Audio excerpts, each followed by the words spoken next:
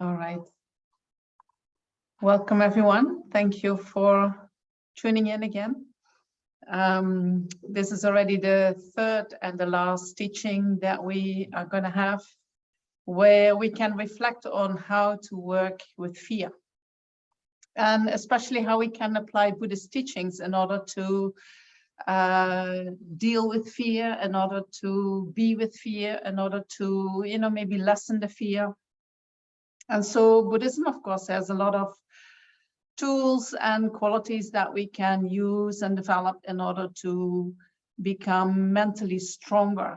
I think we cannot eliminate negative events from happening in our life, but what we can do is we can create, or we can strengthen our mind that when these things happen to us, that we are having much more capacity to just walk through them instead of being out of balance and swept away by them. We can make our minds so strong that they're still happening, but we keep going where we are going. Right? I think that's the only thing what we can do. And so before we start, maybe we set a good motivation so that whatever we're going to do in this 1.5 hours, that it is not just a worldly activity, but that it becomes Dharma. And for this to become Dharma, we need to have a motivation which goes beyond this life, which is not just about, I want to be better in this life, I want to gain something for myself for this life, but I want to do something which goes beyond this life. And so what we use in Buddhism, we start thinking about that this is not just to become happy, that what we are doing now doesn't become a cause for just happiness in this life, but that it becomes at least a cause for happiness in future lives. And even better than that, that it becomes a cause for us to achieve liberation from this samsaric existence where we are bound by our karma and the afflictions. And to even do it better than that, we can generate a motivation where we are not only striving for our own liberation from samsara, our own liberation from all suffering, but that we strive for the liberation of suffering of all sentient beings. And in order to achieve that, we need to set a motivation that wants to reach enlightenment, that wants to reach our full potential, where we have developed all qualities and where we have eliminated all the faults or the negative habits that we have, even the imprints of these habits. And so when we can generate a motivation where we wish that what we are going to do right now becomes a cause for us to achieve enlightenment, the state of full awakening, so that we can be of greatest benefit to each and every sentient being around us. That is really the best of the motivations.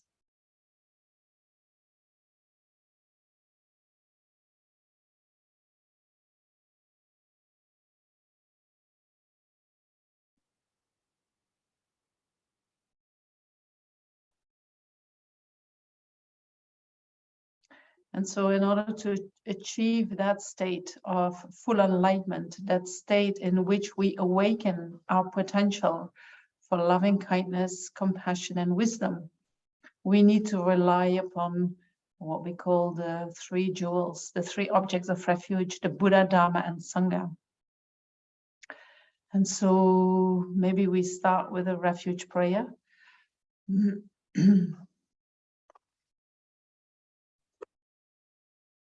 Thank you.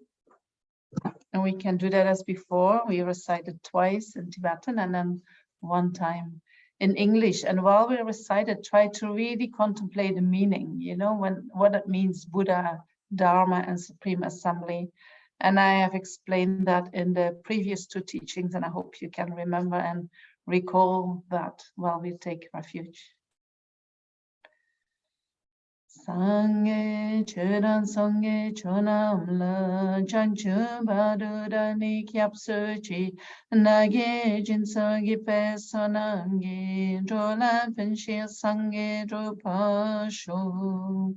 Sangye cheran sangye chonamla chanchu badurani kyapsuchi nage jinsagi pesonangi Drola penshir sangye drupasho.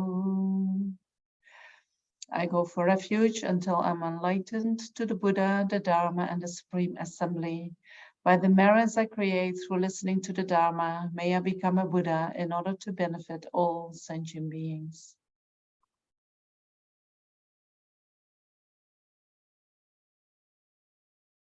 All right.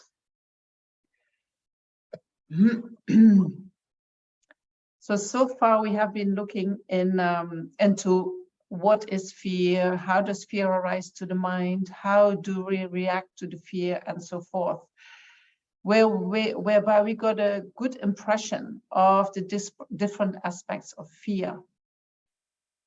And in general, we can say fear is an unpleasant feeling. Right? It is one of the unpleasant feelings that can arise in the mind. And we have been looking at fear from the perspective of the Four Noble Truths. What is the suffering of fear?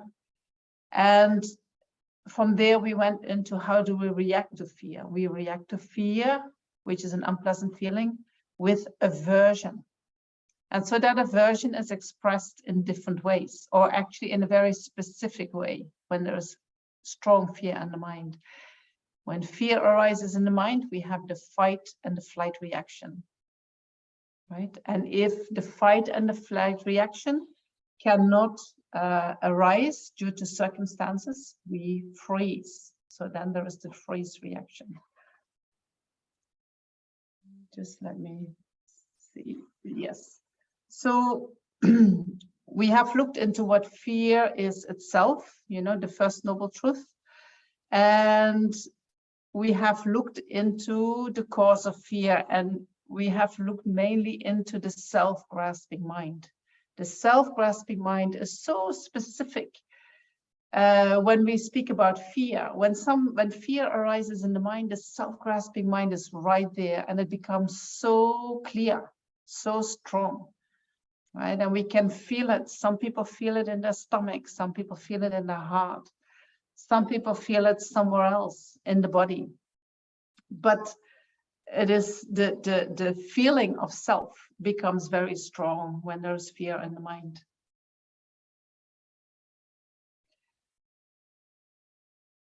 And so we started looking at what is the cause of fear. And what is, if we talk about that in terms of the Four Noble Truths, and we look into the second noble truth, what is the cause of suffering, then we would have to say the cause of fear is karma and delusions. And we said about the karma aspect, that the karma for fear to arise in the mind is the fact that we have harmed sentient beings. We have caused fear to arise in other sentient beings. And so that can come back to us in the form of a scary experience. We cannot change the karma that we already have created, in the sense that these imprints are already in our mind. They are waiting for the right conditions to arise, and then these imprints will ripen in the form of a fearful experience. So we cannot change that, but what we can change is we can purify that karma. When we purify the karma, what we mean is that we can lessen the potential of these karmic seeds, so that when they ripen, the result is not as intense as it was initially. And so we can purify these seeds by applying the four opponent powers.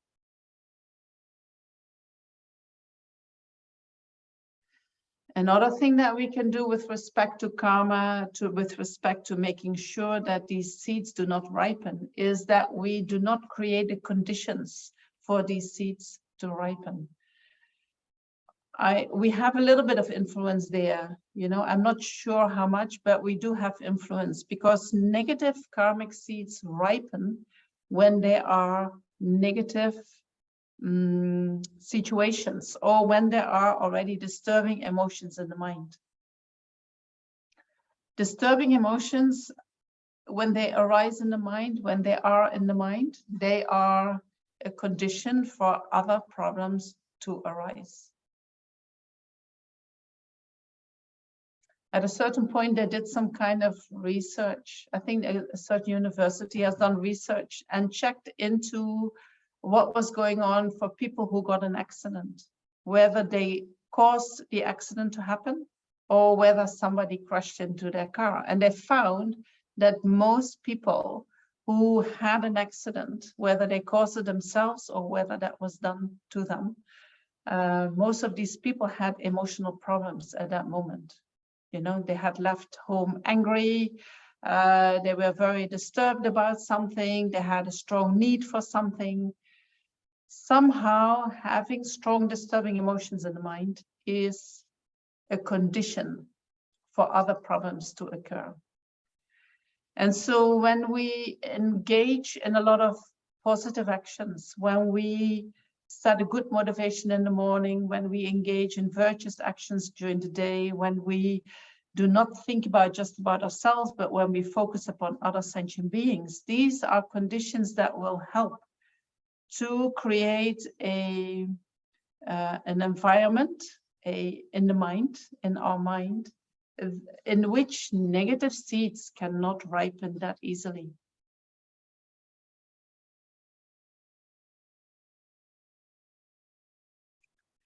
And so that is what we can say about the karma.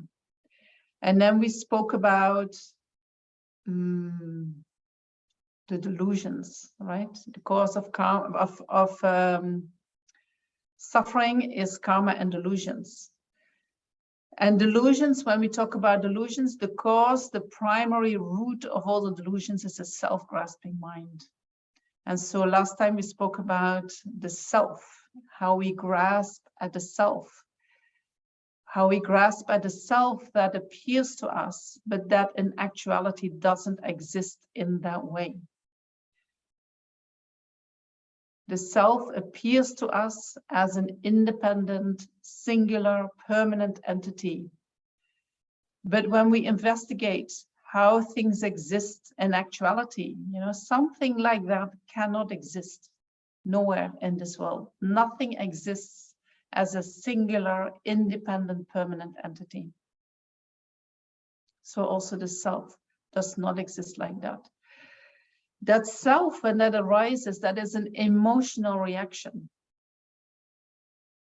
right? That is not something that we first contemplate and then we react in that way. It is an emotional reaction that just happens to us. So the emotional mind is not a good mind to counteract that. It is coming from the emotional mind, and to counteract that, we need the rational mind. We need to rationally see that what we react to cannot exist in actuality, not in the way it appears to us. And so the rational mind means we apply reasoning. We reason with that emotional mind, and we say, you show me this and this, but it cannot exist like that because of this and this and this and this. And so when we develop these reasonings and we get some insight in them, then the wisdom mind starts to develop. And it is eventually the wisdom mind that needs to become so strong that it directly opposes the emotional mind. And when we have generated such wisdom, then that emotional mind automatically drops away.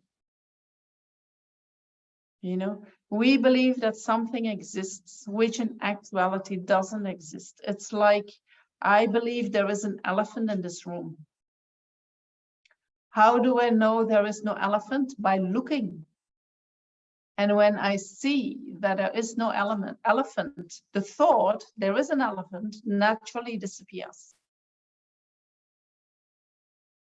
right? When I believe I have $50 in my wallet, and I strongly believe, and I tell everyone, no, I know it's $50, it's in my wallet, I know it is there. And then I open my wallet and I see it's not there. I see the lack of these $50, right? I see the emptiness of the $50. Then once I've seen that, I know it's not true. You know, then the mind thinks, but I'm sure I put it there. Where is it? Where? No, but it's not there. I've seen it's not there. And then I make objections. Oh, but maybe I left it here. Maybe I did this, but it is not there. This is the fact. You thought it was there, but it is not there. And so then that wisdom mind becomes stronger and stronger and stronger. And at a certain point, even a mind that still keeps objecting, yeah, but there is an I know there is an I've seen it, I've felt it. That mind won't arise anymore. You know, it's not there. So this is how we negate the self-grasping mind. And so then we finish the session with meditating on the non-findability of that self. We looked into the body, we looked into the mind, and we see there is not such a self there. And then we look outside the body and the mind, and also there we cannot find anything that is this self. And so the fact that we cannot find a self is a proof that the self does not exist inherently. Because the definition of inherent existence is when something exists inherently, I need to be able to find it within the object of imputation. So if I say this is a car, then I need to find car within that object that I call car. Then if I would find that object, if I would find car within that object that I call a car, then car exists inherently. So not finding that car within the object itself means that car does not exist inherently. Right? And so we did that with the self. Doing this meditation doesn't mean that we realize emptiness, right? Because then it will be very simple to realize emptiness. We can all do that. We can all look within the parts and we see, oh no, that object itself is not residing within the parts. Right? But that doesn't change our self-grasping. It gives us some space and it gives us some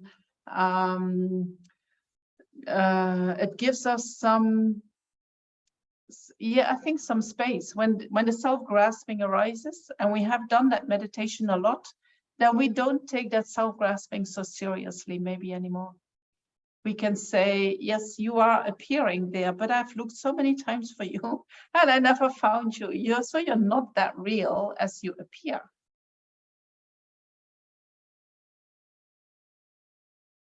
Right? So we can use it like that. But it is not the mind that directly opposes the self-grasping mind. So when I ask you to do that meditation, I don't know if anyone has done that, and see what it does to the mind, if it really helps to reduce the grasping at the self. Has any one of you done that and would like to share something about that?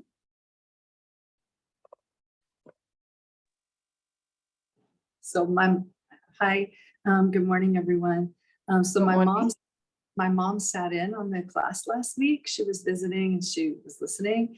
And afterwards we were talking about, she has this little acronym that she heard somewhere, fear, false evidence appearing real. And so when I was doing that, this is a fun way of looking at fear, the false evidence appearing real with the letters. And then when I was doing the meditation that you were saying to investigate, I just kept asking everything that arose, like, how is this false? Not, how is this false? And it just exactly like you said, once I realized it was just totally not true at all, then it just completely felt away. I think I shared last week about my daughter and the thing. And then when I was doing that, then I realized like my poor daughter's driving across country. She might need something from me that I can't even give her because I'm so worried. And imagining all these crazy things when she might just need me to let her arrive at her destination and then we'll talk then or something. So in doing the meditation, it just, everything just came about as just being, just like I said, a movie. Like I was watching a bad movie and I just wanted to watch a different movie. I just wanted to watch a different movie. Like I can just turn off this movie. And so have you done the meditation more often this week? A couple of times, yeah. And do you feel that it makes a change in how you think about your daughter or how you think about yourself in relation to your daughter? Or yeah, of course. Yeah. You know, less mental engagement. Yeah. Less thinking. Yeah. And then she's called me 3 times and she even FaceTimed. Right. And then she has the space to come back to you. Yeah. Yes. Wonderful. Yeah. Thank you. Thank you for sharing. Thank you. So what we have left to do today is to look into, you know, when fear arises, there is the self-grasping, and then in dependence on that, there is aversion or there is attachment, and lots of thinking, right? The mind goes a bit crazy when there is a lot of fear in the mind, and we cannot stop the mind. It is very difficult to stop the mind. So that thinking mind that goes over the story again and again and again, that keeps saying, oh my gosh, this has happened, and now this is going to happen, and maybe this is going to happen, and all the possible scenarios that could play out. We call that whole activity, we call that mental engagement. And so that mental engagement, we are very susceptible for that, because as I mentioned before, when we hear stories that are fearful, that are scary, then somehow we feel as if it is true. You know, it is not that we necessarily need to experience something ourselves. We can just hear about it, that it has happened to somebody else or that it is going to happen to us. Then the fear already arises in the body and in the mind. And it can be even so that when we hear stories, they don't even have to be true, right? We hear them and they are told in a way that they seem to be true. Fear arises in the mind. And the fear that arises makes it so real, you know, that even if later we hear, well, actually the story wasn't true, that hearing that doesn't change the fear. Once the fear is activated in the mind and we believe the story, even when we hear the story is not true, we cannot undo that reaction that we are having. We cannot undo the fear in the mind. So this is one aspect that we have as human beings, and that makes that when fear arises in the mind, mental engagement is strongly there. And another thing, what makes the fear and the mental engagement very strong is that we as human beings, when we see that something happens to somebody else, we feel it in our own body as if it happens to us. And so when that arises in our body and in our mind, then again, that mental engagement starts to happen. And mental engagement is often our attempt to lessen that feeling that we are having. Whether we start thinking about, you know, how this cannot be true and how it should stop and how this person should take responsibility, we're trying to undo it. Or whether we start to reflect on what might happen in the future, you know, which is more an attachment reaction. Both reactions arise in dependence on the fearful experience when we think that others experience something, when we hear that others experience something, when we hear that we might experience something in the near future. And so we are very, very susceptible for that. And so we have to be alert to that aspect of the mind and protect ourselves, right? If we look nowadays, if we watch television, for instance, and we see, I mean, what comes, first of all, the same story gets repeated again and again and again, right? Especially when you watch every hour to the television, you hear the same story over and over again. And so you don't only hear the story outside of yourself, that story starts to live in your mind as if it is really happening in your mind, in your life, right? And then besides that, we hear stories from all over the world. You know, oh, there this is happening, and there this is happening, and there this is happening. And with our nature, we feel for other human beings. So when other human beings have very stressful experiences, and we see that information on the television, we feel it. It is affecting us. We can't say, oh, I've watched it, I turn off the telly, and now I'm fine. No, we're not. It has done something to us.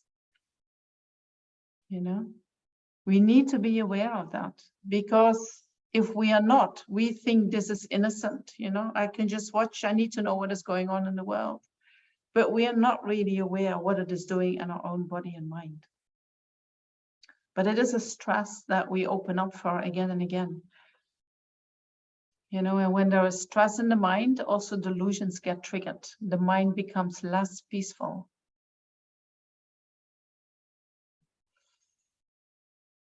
All right, so then let's look into fear and the delusions that arise in dependence on the fear. So fear arises in the mind. What can we do? I think the first thing that we need to do is to say, I'm afraid. Fear is arising in the mind. And when that fear arises, there is an aspect of us, you know, although we can say, well, I don't really care, you know, yeah, I feel a little bit of fear, but I don't really care.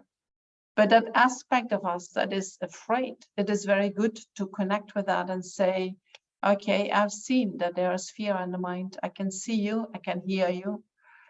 And it is okay. You have your reasons why you are there. Right? So you speak kindly to that part of you that is experiencing fear. And then you can say, I'm not the only one who is experiencing this. For instance, I'm watching television, and by something that is said on television, I get scared. I can be sure that so many sentient beings, so many human beings who are watching television right now, having the same reactions that I do. And so if we acknowledge it, and if we speak kindly towards ourselves, and then if we acknowledge that we are not the only one who is experiencing this, but there are many sentient beings who have the same reaction, that in itself will lessen the influence of the fear.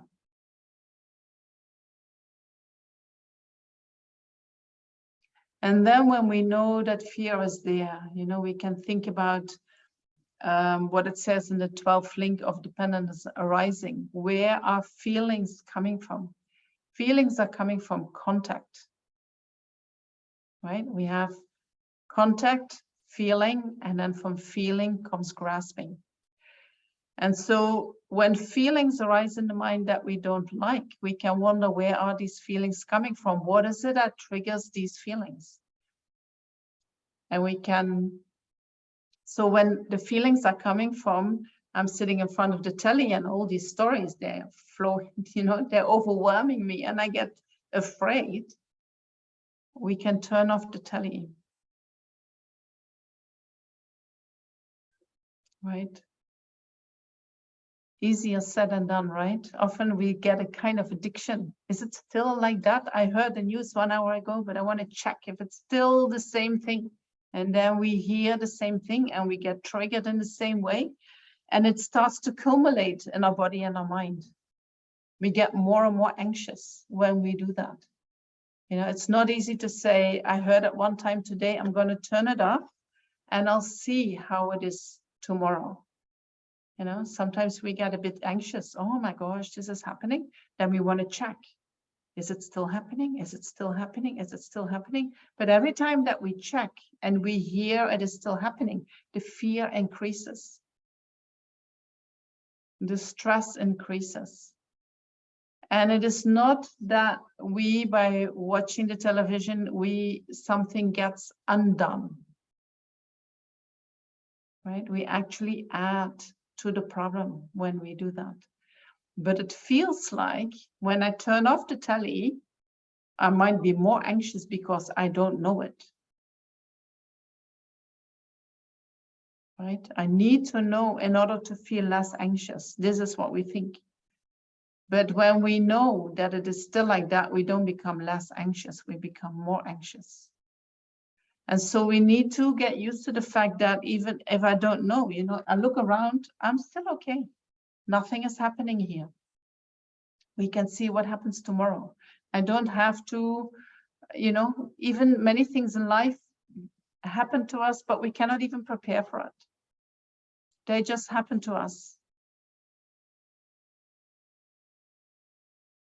Right? I don't know, I'm projecting this onto you, right? But I think when I watch television, I'm not watching television, but when I was still watching television, it is like I get some control over my life. I get some control over what is going on in the world. I know what is going on in the world, so I can navigate my life within that. But when the television is off, actually, you know, that it's not doing anything. The not knowing what is going on is not really changing my life. It is changing my life in the sense that I do not have this ongoing thing happening in my mind, where this anxiety is there of what might happen, what could happen, what is happening at the other side of the world, what is happening at the other side of the country. I am much more present here with what is going on around me here.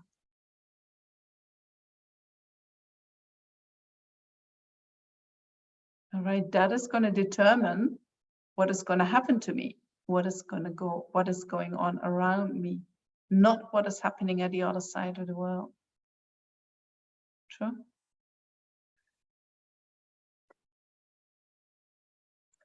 We are living so much in our mental continuum, the mind that is thinking. And what we do is we mix reality itself with our thoughts, and we start thinking that our thoughts represent reality as it is. We start thinking that our thoughts is reality.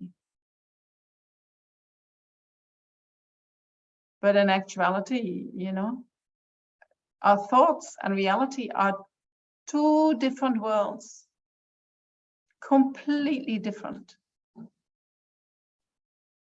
So when somebody tells me a story about what is going on in the world, that story goes around in my mind. And then with that mind and the story inside my mind, I go onto the street and I walk around. And whatever I see, I project that story onto what I'm seeing. And when I do that, I start seeing what I've heard and what is living in my mind. I start projecting that onto the world around me. And then I might start seeing that happening in the world around me. If I did not have these thoughts in my mind, if I had different thoughts in my mind, and I would walk with these thoughts in my mind on the street and project these on people, something very different might happen to my life. Right? I would have a very different experience. And so we have to be very aware how we mix the reality that is living inside this little part and the outside world, and that they are totally different. You know, sometimes I walk in the street and I think actually life is quite boring, right? You eat, you sleep, you walk, you do your prayers, you study, and then that's it. Not much happening. True. That there is something really significant happening, sometimes that happens, but not so often. But when we hear stories, and then we start letting these stories go around in our mind again and again and again, and then we project them outside, and then it looks like, wow, so much going on in life. And we need to see that one part of that is going on just in our mind, has nothing to do with what is going on outside us. When we can see that difference between what happens in the mind and what happens outside us, and we can make a choice of what we let come into the mind, you know, with what to who we are listening to, what we watch on television, how we think about the world, how we think about life, that can make a huge difference to our life. The outside world is not changing, but the way we think inside our mind, that can change. So investigating, where do I make the contact that causes this fear to arise again and again? And what do I really need to make that contact? Or can I cut that contact? Can I say, you know what? Sometimes there are people, you know, who have all these stories. If that scares you, if they have stories that scare you, maybe you say, you know what, for this week, I'm going to close my door for that person. Or I'm not going to pick up the phone anymore. I need to relax a little bit. And then see what happens to your mind when you are away from that contact for 1 week, 2 weeks. See how it changes your mind. You know, that can be very empowering. That can be that you see, oh my gosh, is it influencing me that much? Then what else is there in my life that triggers me in a negative way? How can I stop the contact with that? Or how can I limit the contact with that? Once feelings are triggered, then it's very difficult. You know, the self-grasping mind is there, the aversion, the attachment is there. That's a different way of, we can also work with that. But sometimes preventing is easier than solving the problem once it has arisen.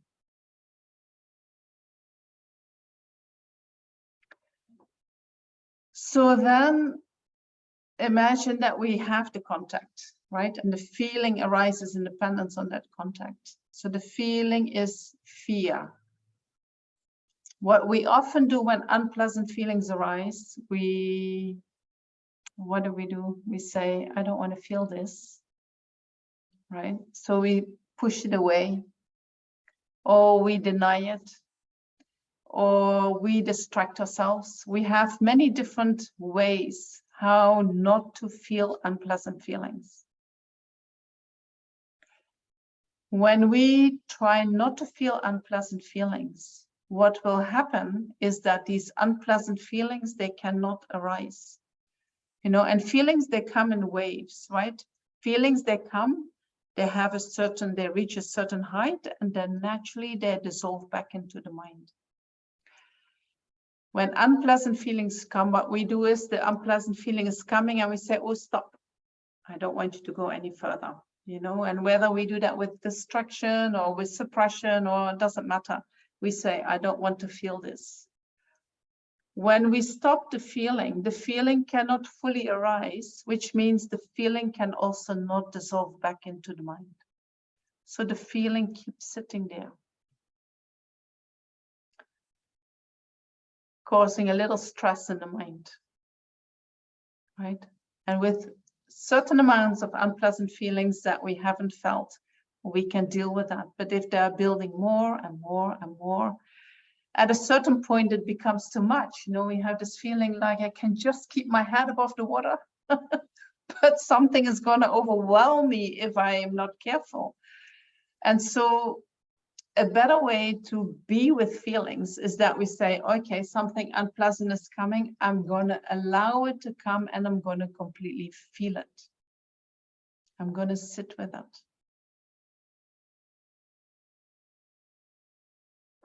I once gave somebody advice, you have to sit with the shit. He repeated that for years, you know, and he says that it was the best advice you gave me. We have to sit with the painful feelings. We have to sit with the fearful feelings. Feel it. Feel what it is doing in your body and your mind, and allow it to arise, become as strong as it needs to be, so that it can reach the highest point and then naturally dissolve back into the mind. Once the feeling has been felt, it is gone. Feelings are a result of karma, right? In order for the karma to be finished, the experience need to be experienced. So once the feeling is completely experienced, karma finished. That feeling cannot arise anymore.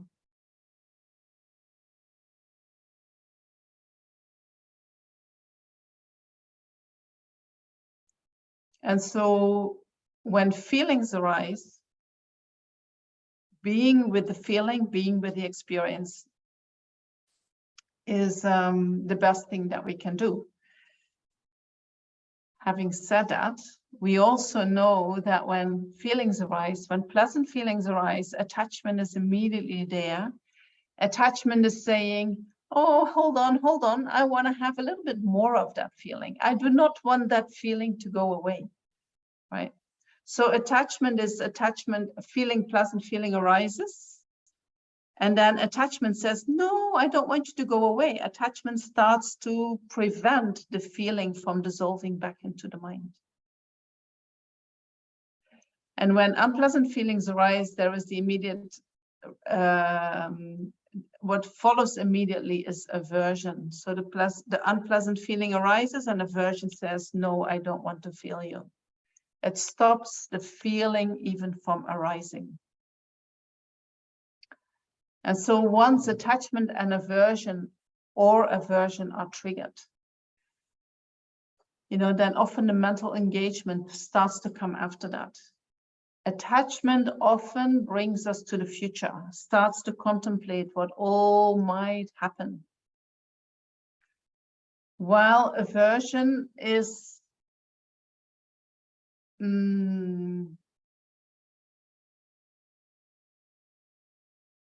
aversion often is a kind of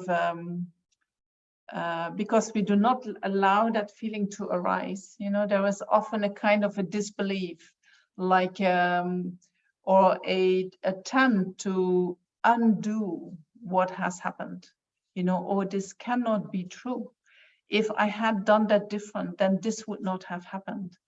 If that person would have not have said that, then this would never have been triggered. And so we have all these scenarios happening in the mind, trying to think about ways that what actually has happened to us would not have happened to us. Do you recognize that? So it is almost like you want to undo the past. You do not want to feel what actually has happened. You want to undo it. So that is what aversion does. And attachment is already looking into what is going to come after this. And so when attachment and aversion are triggered in the mind, you can question. Attachment and aversion by definition are deceitful. They're telling you something which actually is not true, right? Because both are based on that self-grasping mind. And the self-grasping mind itself already wasn't true in the way it appears to you. So the reactions to that that arises on the basis of that self-grasping mind by definition, they are also deceptive. And so the first thing that you can wonder, you can say, is that really true? What I'm hearing? Is it really true what my mind is telling me? Is it really that bad? Is it really that scary? Is it, if it is true, is it really going to do to my life what they're telling me that it's going to do to my life? Investigate. If something is really true, you will find the answer, and you will find that the answer becomes more and more clear the more you question it. But if something is not true, then when you start asking questions, somehow the object starts to disappear.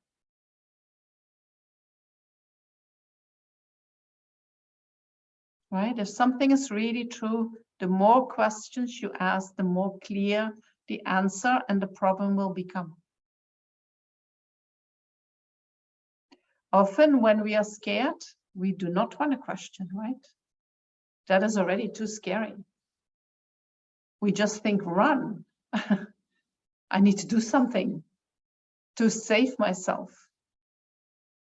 But if we have the courage to say, hey, wait a minute, I'm going to look into this first before I'm going to react to it. Right? We might give ourselves enough space to come out of the fear and to become more realistic.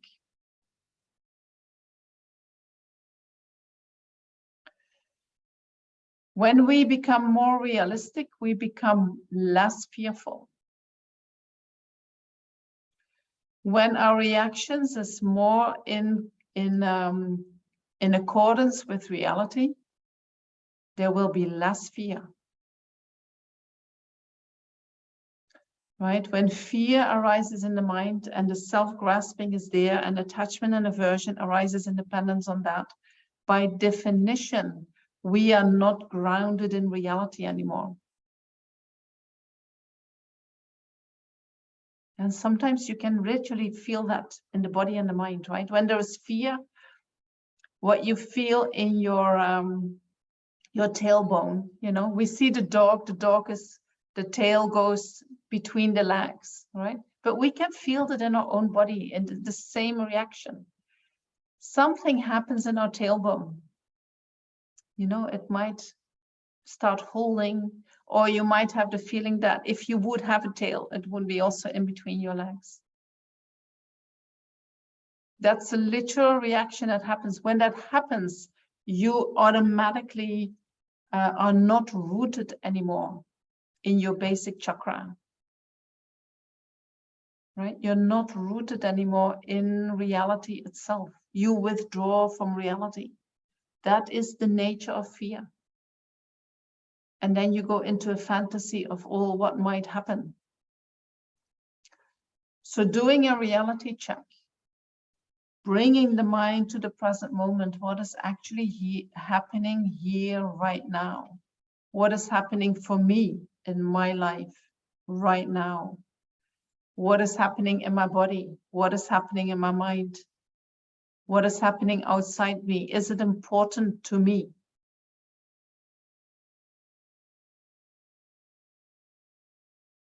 Right? Sometimes something happens that can affect people around you, but it doesn't affect you. And by hearing about it, you might have the same reaction as these people around you. But in actuality, for you, for your life, there is no need to have that reaction. And so then we need to ground in reality and say, I can see that this is happening for people. I can see that it is very difficult for these people, and I understand that they are afraid, but it's not happening to me, so I do not have to be afraid.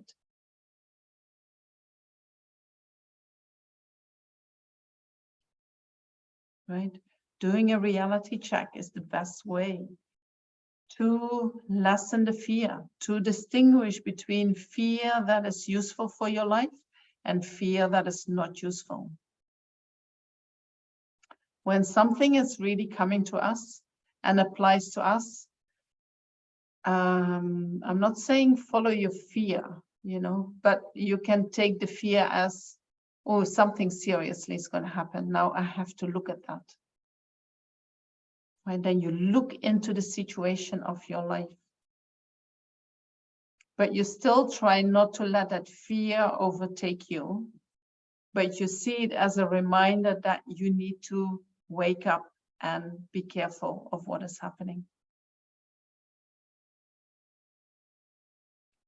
But when things happening around you and you get caught by the fear that all the other people are feeling, which is our human quality, our human nature, then you pull yourself out and say, I feel this because I am a human being. I am feeling what they are feeling, but it is not my feeling. It is not applicable to my situation. So I do not have to identify with that fear. It's not mine. It's something that I pick up from others. Right? And so doing a reality check, the best reality check is bringing the mind to the present moment. Bringing the mind to the present moment is, for instance, bringing the mind to the body. You sit down and you connect with the body, which is very difficult when you are afraid, right? Because the mind just takes off. The mind doesn't want to be here anymore when you are scared. Bringing the mind to the body is bringing the mind to the present moment. That in itself will already help to lessen the fear. That will already help to lessen the reactions that arise in dependence upon the fear. We can bring the mind to the breath, doing some breathing meditation. And while we do the breathing meditation, we can reflect on impermanence. Things are coming and going. Breath is coming and going. And just as the breath is coming and going, some experiences in life are coming and going. And so some experiences, when they come to our life, they are very scary. And so fear arises in the mind. But in the next moment, we can breathe out the fear and let go of the fear. And in the following moment, we can breathe in the fear. And then we let it go again. And we breathe in the fear and we let it go again.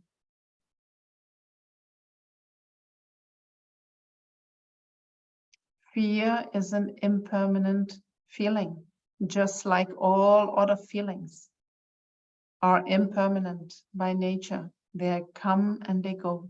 Once they are felt, they will be released.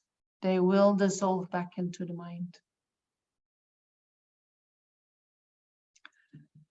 And so bringing the mind to the present moment, we can also bring the mind to the feelings. Instead of following the thoughts, which are a reaction to the feelings, we can consciously connect with the feeling and feel the feeling, feel it arise in the body, feel it arise in the mind, and be present with it and allow it to fully ripen, to reach its highest peak so that it will dissolve back into the mind.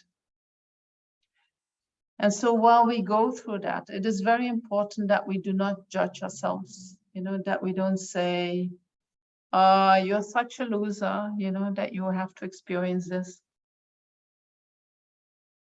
Why were you not stronger? Why haven't you done this and this and this? Then this would not have happened to you. We all know these thoughts, right? We all do that. We take that stick, unpleasant feelings arise, we have a stick and we beat ourselves up in an attempt to get rid of the unpleasant feeling. But what we're actually doing is we add to the unpleasantness, we add to our suffering. And so being non-judgmental with ourselves while we go through suffering is so important. I am a suffering human being, Part of our human experience is that we have pleasant experiences, but we also have unpleasant experiences. And every human being on this planet gets their own portion of unpleasant experiences. On this planet, there is no life with only pleasant experiences. Doesn't exist. There is not one human being who has only pleasant experiences.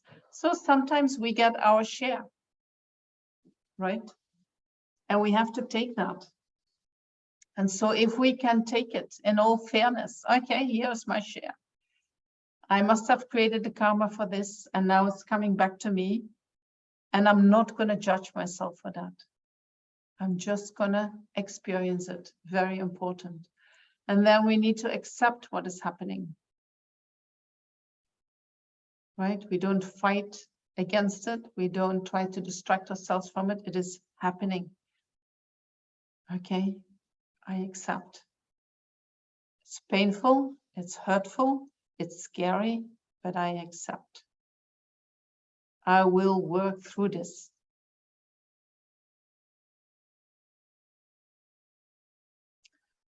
And so then when we, and what I'm going to tell you, the ideas that I'm going to share with you that you can use when fear arises in the mind, the best would be if we practice this before fear arises. Right? Same as that we like to familiarize ourselves with our death before death arrives. So that when death arrives, we are prepared for it. We know what to do. When fear arises in the mind, often there is no control. Self-grasping mind arises, aversion, attachment arises, and we, the fight and the flight reaction is activated, and we start acting upon it.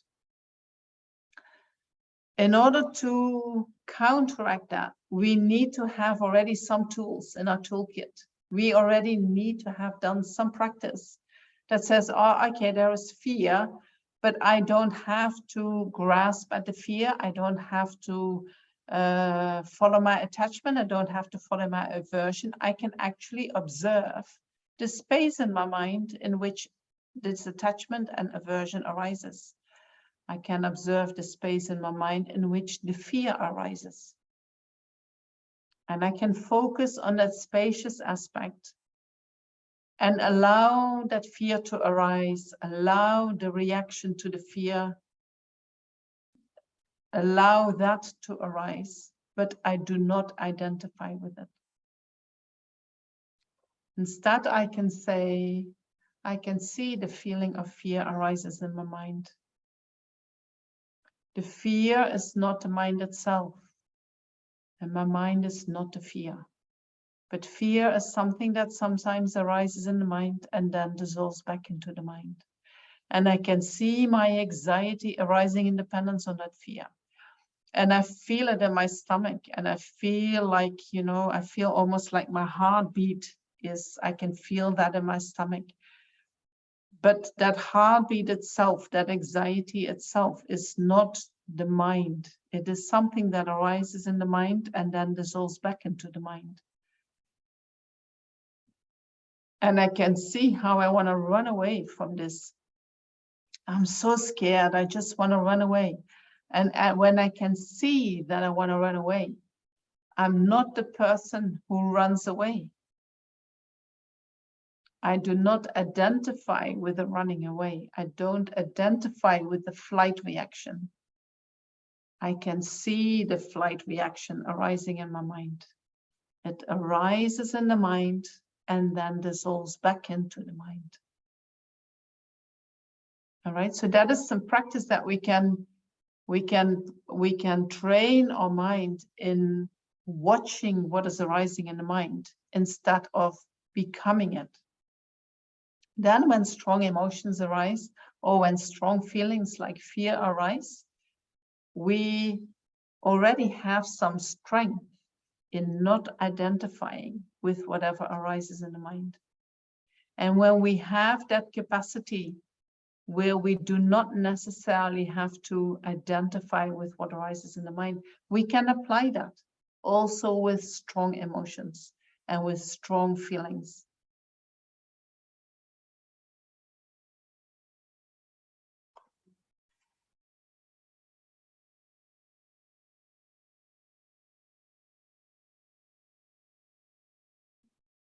All right. So I can go deeper into the antidotes that we can apply when there is aversion in the mind or when there is attachment in the mind. But I can also give you a chance to ask some questions if there are questions so far.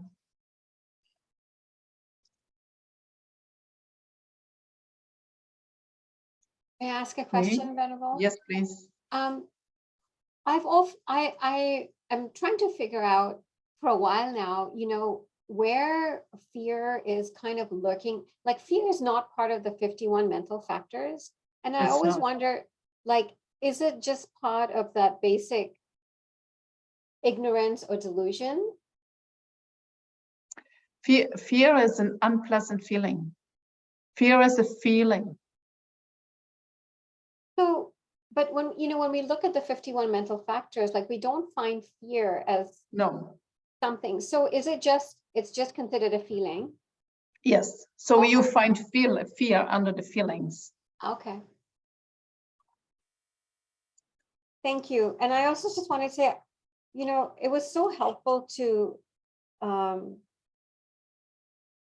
like also understand that relationship between the feelings and karma, in the sense you were saying, when we don't feel our feelings, in a way, then the karma doesn't finish ripening. It's just like lingering. Yes. I never thought of it that way. And I thought, that's so helpful to know. Yes, it has started ripening, but we haven't let it fully ripen. And so then it keeps hanging on. Sometimes, for instance, we have a very difficult experience in life. And then we try to do many, many things to undo that, to not to have to face that. We cannot accept that. We keep fighting against it. And as long as we do that, the karma hasn't finished. Right? And so these feelings that are connected to that experience, they keep surfacing until we fully accept all the consequences that come with that experience. Then it's finished. Then the mind becomes peaceful. Then we can leave it behind us. And then it made me think then the same is also probably true of attachment. Like you were saying, the pleasant feeling is so pleasant, I want it to continue. But if I just keep, grabbing onto it and find ways of making it continue, then that karma also like doesn't ripen and go away. It's just then extended. we create new karma. We create new karma. Okay. By holding on to it, and what we actually do is we create new karma for suffering to be experienced. So attachment says, I want to hold on to this pleasant feeling. This was so good, I want to have more of that. The moment you says, I want to have more of that, that moment you already not fully experiencing the pleasure that you were experiencing, right? You have a beautiful experiencing arising in the mind, then attachment comes, says, I want more. The moment you say, I want more, you disconnect from that actual experience. So although you want more pleasantness, what you are doing in the mind is you disconnect from that pleasantness. Then by saying, I want more of that,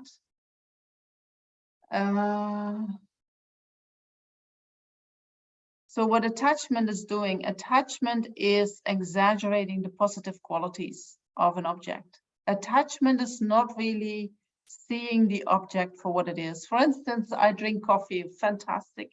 I have such good experience with drinking coffee. I want to have more coffee. Then in my mind, my attachment creates an idea about the coffee that I'm going to drink, which is not a coffee itself. So attachment is taking me away from the pleasant experience. Attachment is there. We think, we don't really think, but emotionally it feels like when I grasp at it, I will have more. but the attachment itself disconnects us from the pleasant experience. Attachment makes images about things that we think are gonna give us pleasure. But because the image is in between us and the experience, we will never experience it as it is, right? Because the projection is already there. And so attachment, although it says, I will bring you closer to the object of attachment, it actually separates you from the object of attachment. So the best way is when you have good coffee, you fully enjoy the coffee and then you let it go. And you say, and you are content with that. How wonderful. That was a great coffee. Yeah. Right? Then there will be another opportunity that you have coffee, but drink it as if it's the first time that you drink the coffee. Don't have your thoughts ready. Oh, this is really good coffee. You do not know. Or this coffee I'm not going to like. You do not know. Right? And that wanting more, that is also what plants seeds of karma. That creates karma. That's yes. great karma, right? Well, because Yes. then I will have that feeling I want, in the future, that whenever I see coffee, I will have that attachment and I will think it's something fantastic and everything. Yes, yes, yes. Thank you. And attachment and both aversion, when they arise in the mind, they create the causes for more suffering in the future, right? They create karmic imprints. And because these are not virtuous actions, necessarily they will bring suffering. So the way to, when the feelings of attachment and aversion come up, is, as you said, you just feel them, let them dissolve, don't cling, don't push away, and that will help in not creating more karma. Yes. And it will help ripen whatever I'm supposed to experience. Yes. Yes. Thank you. I hadn't really understood that link before between the feelings and karma, and how, by not doing all these things, I'm actually just creating more karma, not experiencing what I'm supposed to experience. Yes, yes, yes. Thank you. There are Tibetan teachers who say, you Westerners, or you, nowadays, you're so obsessed with feelings. I wish you would be a little bit more focused on actions, because feelings is just the result of something. It's just the result that we experience of previous actions. So if we want to really create causes for happiness, we have to focus on the causes for happiness, which are our actions. So instead of running after feelings, we need to run after positive actions.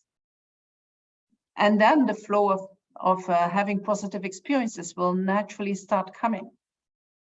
Right? But if we run after positive feelings in order to be happy, then we just exhaust our positive karma, and at a certain point it is finished, and we are left with a lot of imprints made due to attachment. Thank you. You're welcome. Are there any more questions?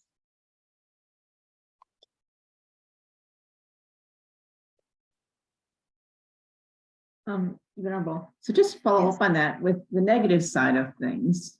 If you don't fully feel your pain, your fear, you're saying then that lingers and has to arise again because it hasn't completed? Yes. Maybe not it has to arise again, but it somehow keeps sitting there, So sometimes when something negative happens, it stays for quite a while in our mind, and we say, before I have digested it. Right? But often it stays in the mind because we cannot deal with the fact that that negative feeling is arising. It's like it's too much. And so then we have a lot of skills or to move away from that feeling, to not have to experience it. And so we experience a little bit, because it is too much to feel it all at once. And so then we can, for instance, with the way that we talk to ourselves when something negative has happened, if we really analyze what we are doing, these are all attempts to not completely feel it and accept it. Right? We're trying to change something. We try to undo it. We try to, because it is too much. And so I think only once we have it fully experienced, then the mind becomes quiet and then it is past, right? We don't think about it anymore. But as long as it's coming to our mind, we have not fully felt it. There is still something that we need to see. There is still something that we need to accept, that we need to recognize.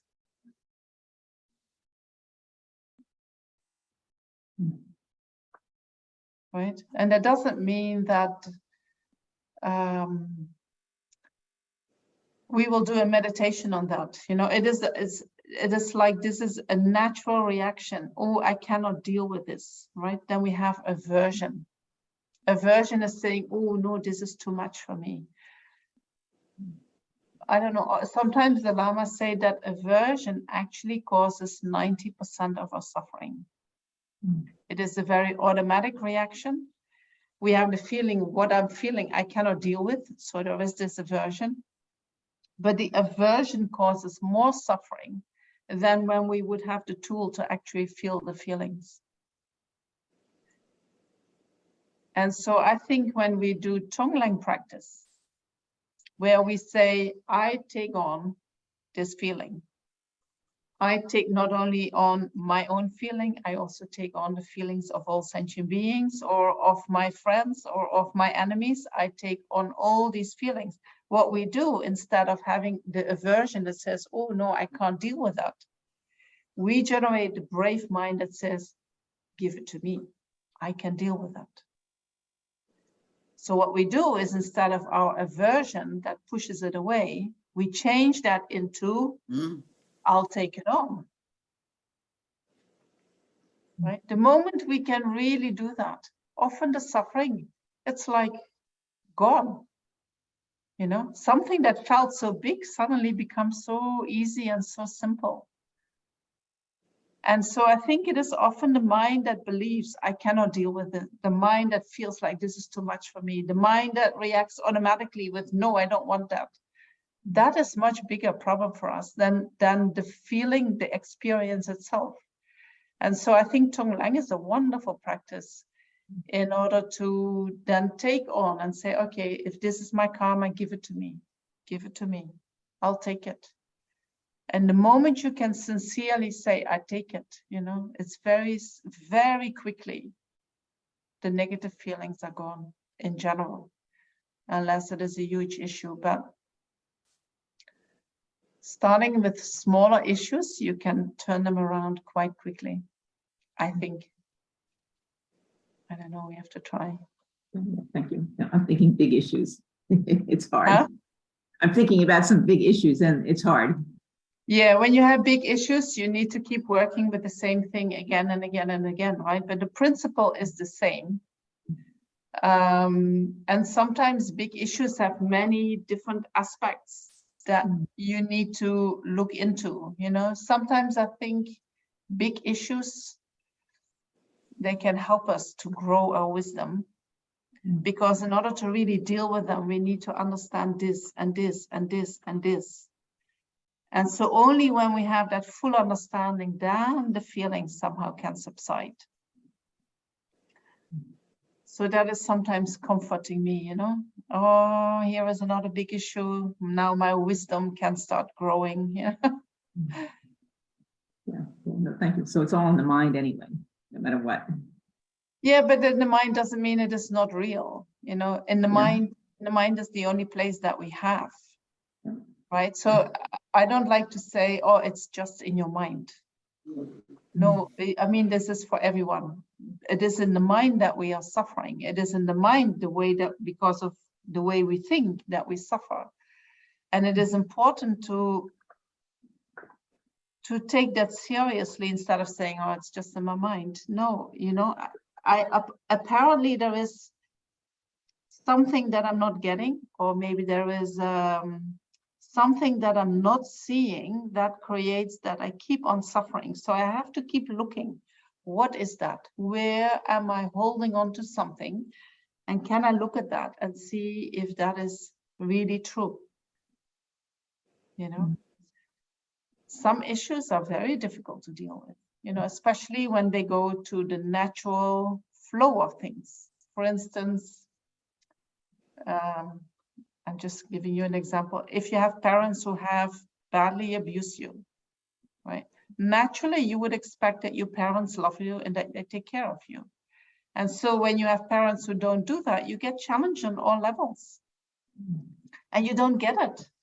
Because naturally, this should not happen, right? So something in you doesn't get it. And so then to come to the understanding that actually there are parents who do this with their children, and they have their reasons for that, and they have to, the better you understand that, the better it takes you out of that natural expectations that should not happen to you. Right? But that can take a long time before you get to that, because it's so not natural that it happens. Right? And it is okay to take that time. Right? We can't rush that. We can't rush that. Sometimes it takes our whole life, you know, in order to deal with certain issues. But if we get every time a little bit better at it, and we understand a little bit more, and we become a little bit more free of it, that's already great.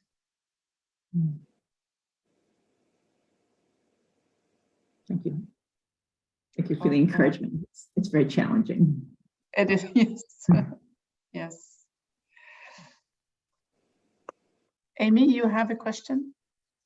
Yeah, as you're speaking, I missed the first two sessions, but I'm aware how something that hasn't really happened, but I thought was happening, became a reality in my mind as if it happened. Yes. And it's so many. I'm as I begin to see it, it gets bigger and bigger, and so not to go over into, well, nothing that I'm thinking is real, not to go into nihilism, but how to do it slowly enough that I can do it without fear, because that brings up fear. What brings up fear? Seeing that what I've seen is not real. Right. And what is the fear? Can you describe that? Well, then what is real? Then what is real? Yes. And so that is a very good question to ask. What is real? Right? And so we all live in a reality where we feel, and feeling has a certain reality to it. It is not inherently real, but it is real in that we experience it. Then there is an interpretation of our feelings. That interpretation is necessarily not real. It can help us to make sense of it, right? But it doesn't have to, how to say, an interpretation, when your interpretation is related to the Lamrim and in accordance with the Lamrim, you have the most chance that you bring your interpretation to a level of reality. But there are also people who interpret what happens to them in order to give it a twist, you know, that I think, but that has nothing to do with reality. That is a total hallucination, and that makes them feel good. But I think, but what happens after? Where do you end up? So you want to bring things to then what is real. And if you go to your experience is real, right? And then something has happened that is real. And then what happened after that, not what you thought after that, but what happened after that, that is real. And where you have been, that is real. And the fact that you are in the body, that is real. And maybe instead of trying to sort out your thinking mind, what is real about this and what is not real about this, maybe you connect with your body and mind as it is in this moment and say, this is the reality that I know right now. And I don't know, I sometimes have the feeling that when you connect with reality as it is right now, you bring them, you do the mindfulness practices, then whatever you have made up in your mind slowly starts to find its way, in that it you start to understand, oh, this was real and this is not real. And then it becomes less scary, you know, when you are connected with reality as it is right now. That's the best antidote to the fear. Thinking about what is real and what is not real is only going to create more fear. You cannot sort it out in your thinking mind. But connecting with your experience, then that connection can trigger your wisdom mind, and that wisdom mind can do the sorting out. And so that will sometimes tell you it is like that, it is like that. So I wouldn't put too much energy into trying to sort it out intellectually, because I think you're going to create a lot of misery when you do that. Yes. Right? Whatever happened, it's fine. What you have left is where you are right now. Right? And maybe if you have forgiveness to do, you do forgiveness with whoever you judged in the wrong way or whatever you thought in the wrong way. And that's it. See what you have left, where you are right now and where you're going to go. And then I think in that process, slowly, things will become more clear. I find that the more that I've been studying about emptiness, or the more I've been trying to work with it, it's then that I see how false these things are. Yes. And so what you're saying is go back into the mind, into the body. Yes. And do the mindfulness of the body and the mind. And I think meditating on emptiness, if that has this effect for you, then you do that as well. You know, because these delusions, they all come from the self-grasping mind. And so when you apply the meditation, when you do the meditation on emptiness, or you think about emptiness, your delusions automatically get undone. And then things become more clear. And then you start seeing, oh, this is just a delusion. Oh, I'm just making this up. Right? Emptiness is very good for you to do. Well, thank you. What you're saying that's very helpful is to go back into the body and mind. Yes. Because the fear arises from too much without that connection. Exactly. Yeah. Thank you. That's really helpful. You're welcome. So shall we do the meditation on so what I prepared for is a little meditation on like a Tonglen with ourselves. And then I will explain you how you can extend that later to others if you want to, you know, but we have to start with ourselves. Is that all right? You still have energy for that? Okay.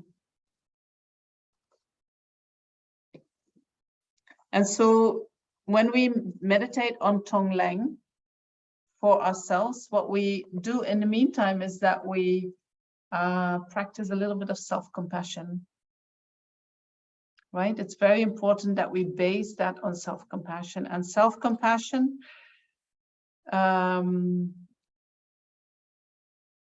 if we listen to the scientists, then self-compassion has 3 components. One is that we are mindful of what is happening in the body and the mind.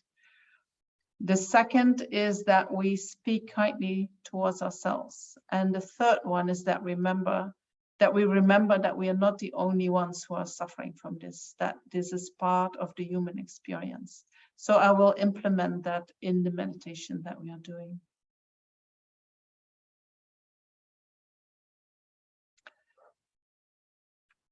So take a few minutes to let go of all the information that you have received this morning and just focus on your body.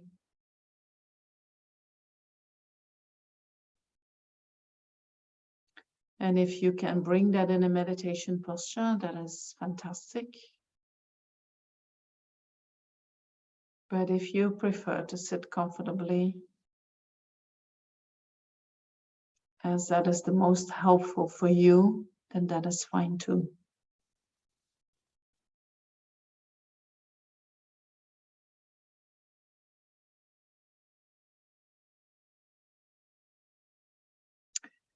When we bring our awareness to our body or to our breath,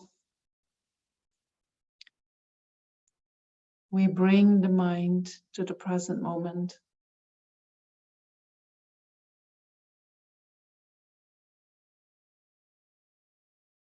And when the mind is in the present moment, delusions cannot arise. When we stay with the feeling, when we stay with the experience, then we do not give energy to our reaction to the feelings.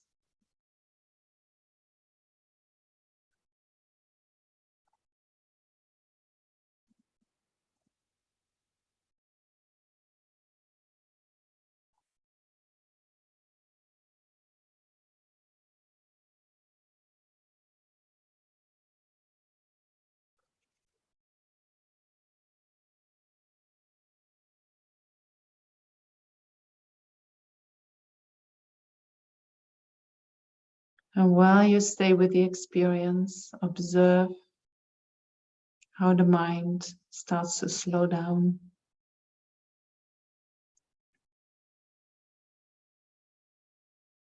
Observe how you are connecting more with the experience in the present moment.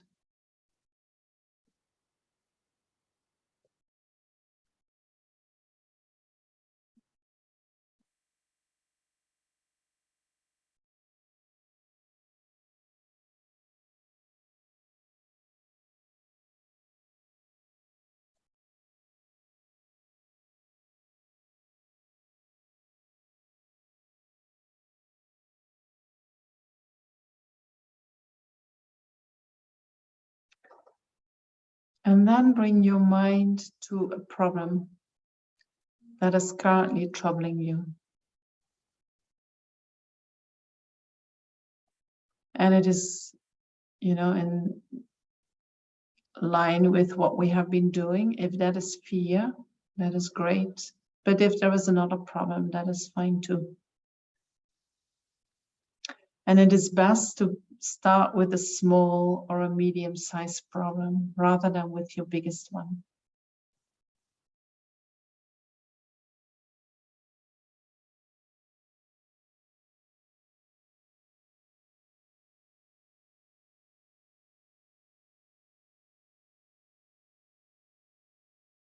And so what you call to mind can be a physical problem, for instance, painful feelings, uncomfortable feelings, or an illness. Or it can be something emotional, such as sadness or loneliness.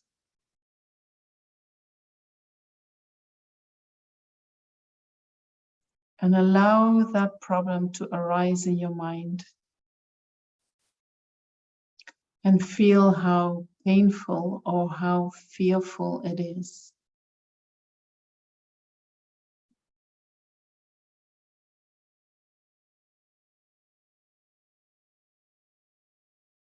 And observe how your mind wants to push it away.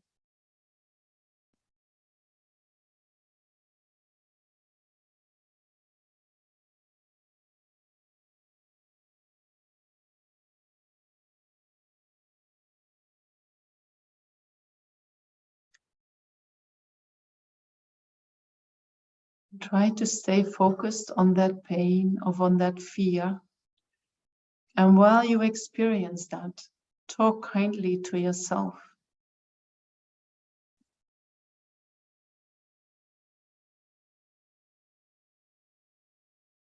And let go of your resistance to having this problem.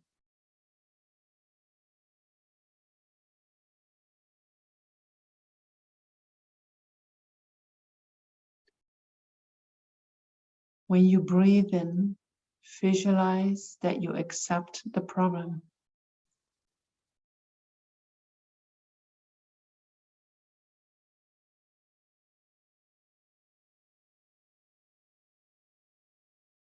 Allow it to come close.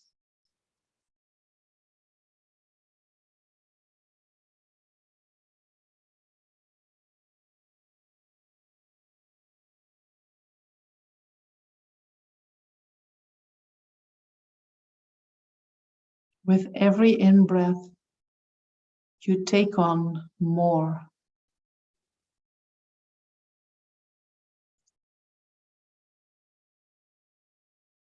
This problem landed in your lap. And you feel that it is your responsibility to take on that problem.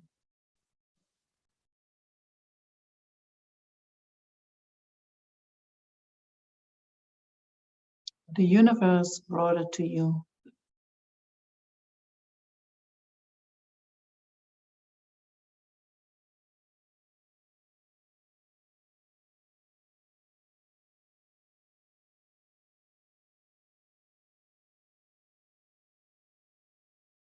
And then think, I'm not the only person in the world who is experiencing a problem like this.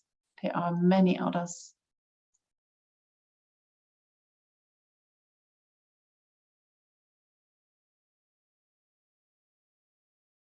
And you can think of other people who may be experiencing the same or a similar problem. Some to even a greater degree than yourself.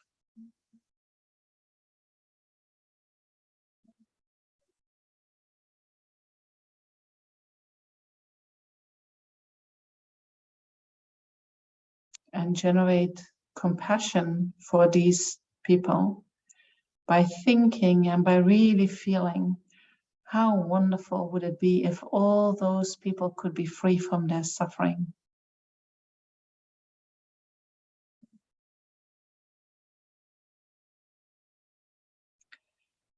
And so wouldn't it be wonderful if by me taking on my experience of this problem, that I would free all other people from experiencing the suffering of a similar problem. I take on my problem on behalf of all sentient beings. I take on my problem so that all others will be free from some similar problem.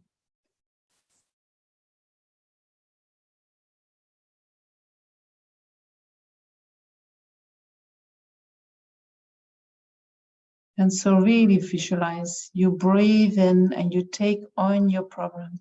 Let go of your resistance. Let go of your fear. Let go of your aversion. And instead allow your mind to rest in a gentle, peaceful acceptance of your problem. this came to me, and I will experience this, so that all sentient beings will be free from a similar experience.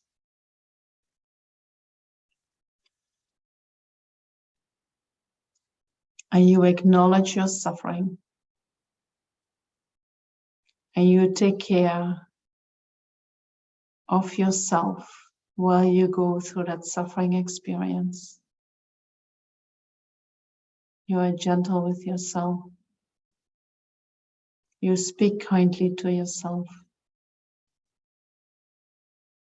You create an atmosphere of support for yourself.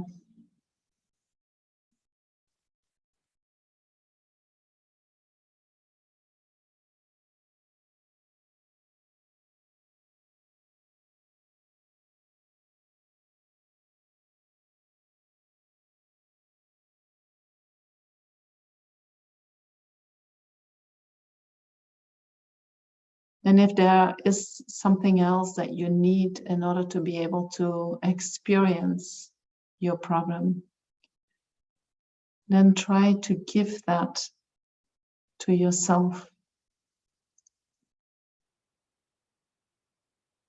If you need warmth, you visualize that you give yourself warmth.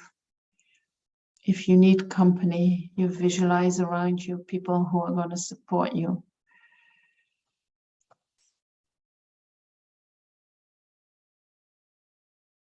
If you need light, you visualize light shining on the problem.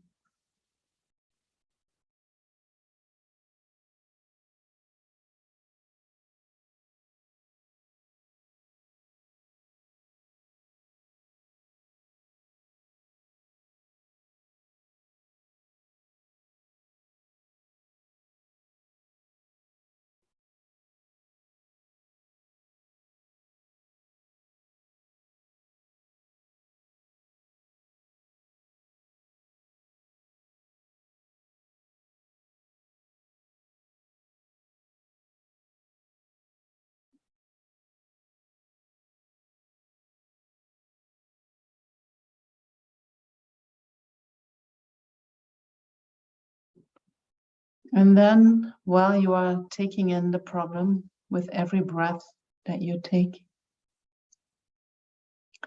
when you breathe out, you visualize that you give yourself what you actually need. And you can think of giving yourself what you need in order to resolve the problem. Or you can give to yourself what you need in order to bear the problem, to be with the problem.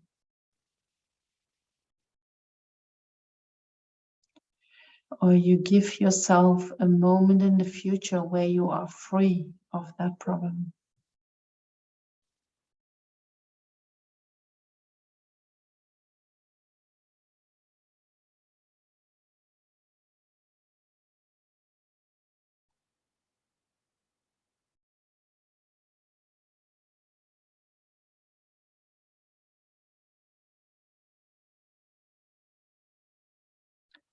And while you visualize yourself being free of that problem, you also know that the only way to become free of the problem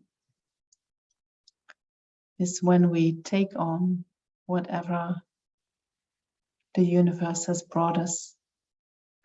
We fully accept it. We fully allow it to be there.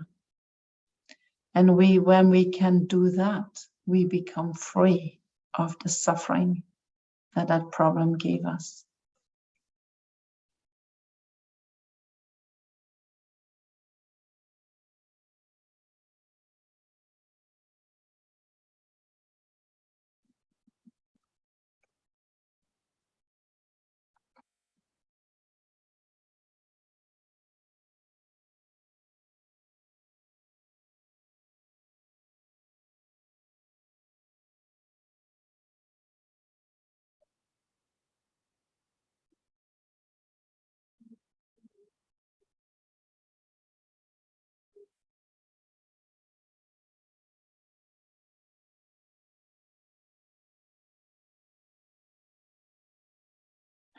And every time when you breathe in and you feel there is still some resistance to accepting the problem, ask yourself, what do I need so that I can take on this problem?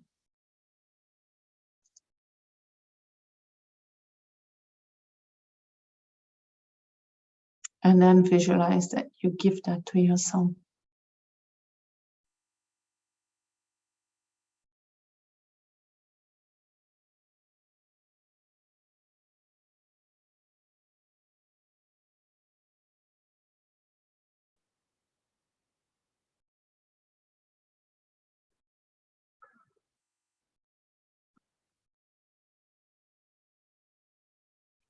And so sometimes when we do this meditation and we have a big problem, we might have to go through our whole body, because we can sometimes feel in different parts of the body that there is resistance.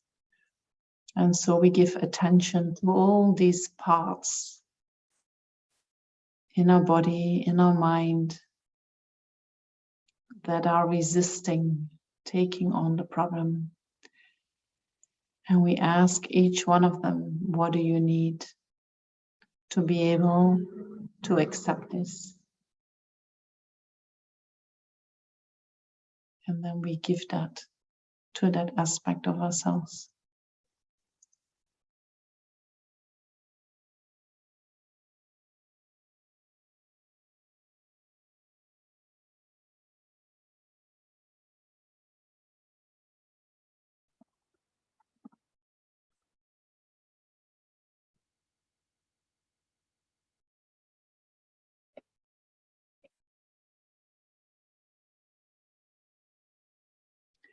And then we bring this meditation to a conclusion. And maybe your conclusion is that you're not finished yet. You want to come back to this meditation. Maybe there is another conclusion. You know, whatever is useful for you, you make your own conclusion.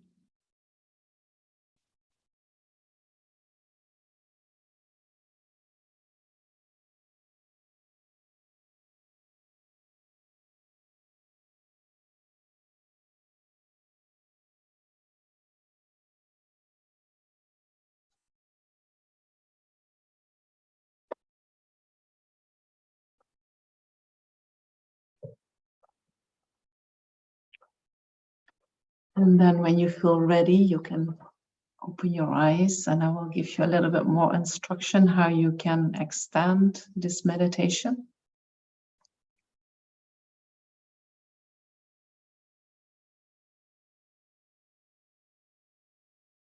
So we have done this meditation for a problem that you experience at this moment in time.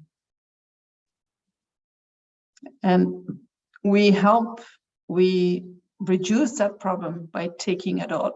Instead of having aversion, we take it on. So we can do this similar meditation with problems that might arise in the future.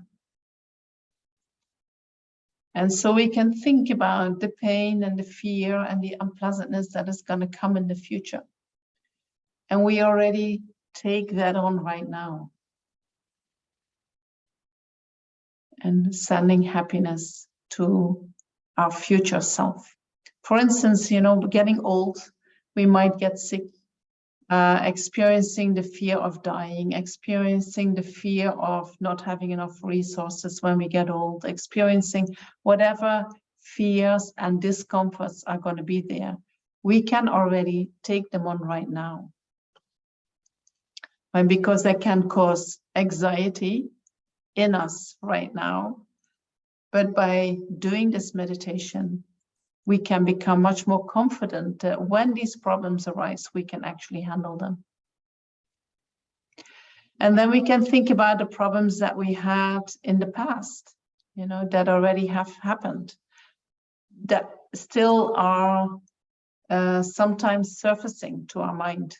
We can also think about them and take them on again and again and again. We can also take on the problems of others, you know, starting with the people around us, the people that we love, our friends, our family. And then thinking about the strangers who are experiencing similar problems. And then eventually thinking about the people that we do not like or that we have big trouble with. We take on their problems as well. Right, so this is how we can extend this meditation.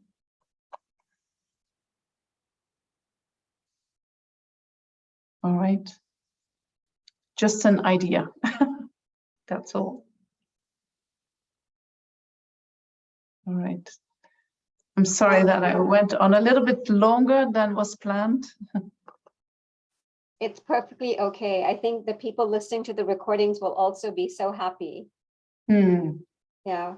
And I was just want to let you know, we had 22 people registered for the course. So I'm sure they will all enjoy listening to the recordings of the whole series. I hope so. I hope so. Yes. I know that some people there wrote to me and they said, I cannot come in the last teaching. And I know that things like this happen. Yes. Yes. Yeah, but it was wonderful. Thank you so much. And we hope you will come back in 2023. Well, I'm going to stop recording, everyone. Please feel free to unmute yourselves and to greet Venerable. Thank you. Thank you very much.